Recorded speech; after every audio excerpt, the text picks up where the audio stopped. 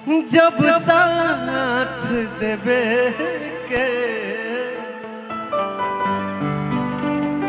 ना रहे तब प्यार काहे के कैलू तू। लेकिन ना कोनो हाट ना बजरिया से होला, ना कोनो हाट ना बजरिया से होला। उमरिया के रोग है नजरिया से होला।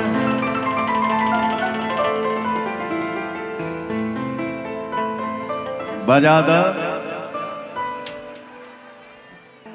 हेलो हेलो हेलो कितना हराना बाते तो निकोला जरा जाओ कि छाने छाने बदले भैया से सही बताते। एक सेकंड रुक जाइए भैया। भैया से मैंने सामने आइला पर ताकतो मिलेला लेकिन बहुत ज्यादा डर लगेला। लेकिन कहे के बाद कि खा के पान जानी जान तू हमारा कि अभी उसे अपन रहन सुधारा कि तहरा न बाटे तनिको लाज राजो कि छाने छाने बदले तोहरो मिजाज। नहीं ये नहीं फास्ट वाला छाने छाने बदले तोहरो मिजाज राजो धोखेबाज राजो तहरा दल से भोए बाज राजो गरम मिजाज राजो धोखेबाज राजो। कलाकारी कलाकारी होता है। हमू जब तोरा उम्र के रही ना तो ये गाना गौले रही। दिल लगा लिहा देवरू से बात करके कुछ मजाक करके कुछ मजाक करके छाने छाने बदले तोहरो मिजाज रजऊ। गाना मार धन्य हो गए हम धन्य हो गए भैया। दिल लगा लिहा देवरू से बात करके। मैं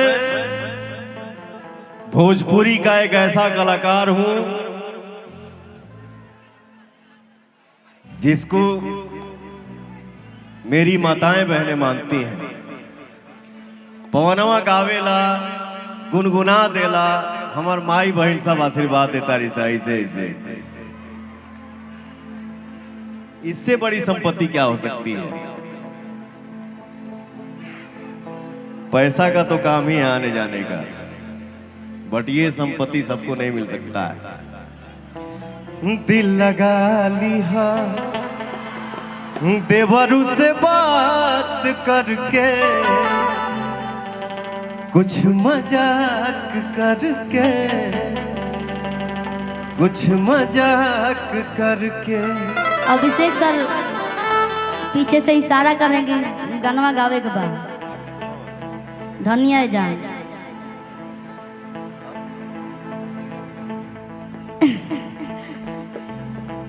कि जाता नहीं हम परदेश में कमाए रौरे लाइन में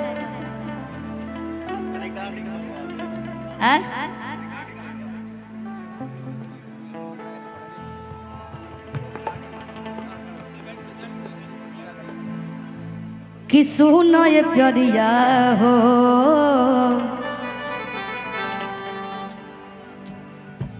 अरे जाए के न पड़े बाजार से लियावे अरे तर सुनो ये प्यारिया हो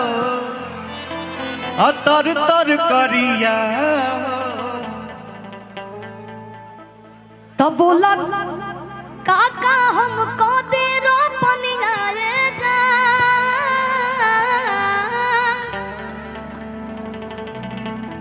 कि 3 कट्ठा बजा दीजिए और 1.5 कट्ठा फंटा कि 1 कट्ठा बोदी हो धनिया जा कि हम कुछ कुछ खाए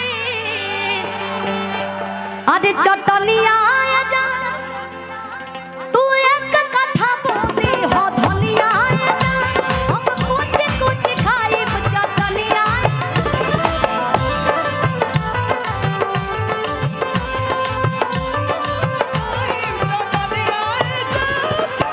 जातनी हम परदेश में कमाए अंतर सुनो ये प्यारिया हो भुजिया बना के तू खाई हाय बहू की 2-4 थान हम लगाए हो लौकी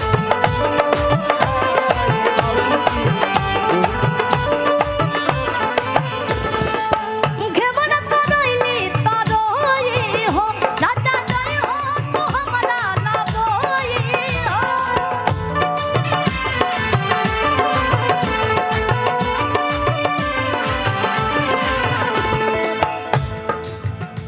वाला लाइनिया गादी भैया है खाली अपन नाम वाला